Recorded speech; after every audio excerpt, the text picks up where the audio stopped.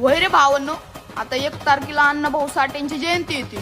लोक आता व्हिडिओ बनवतील, डीजे समोर नाचतील, गातील, धिंगाणा करतील.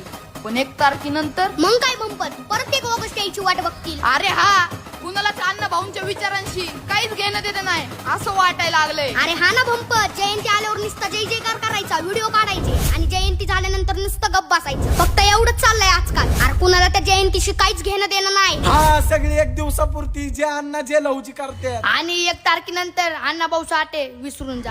अरे ना, यांना समाजाची प्रेम आहे ना जातीशी. यांना पाहिजे फक्त प्रेम सोशल मीडियाशी. ना यांना अण्णाभाऊंनी केलेलं कार्य दिसना. नाही अण्णा लवची वस्त्रांचं बलिदान दिसाना.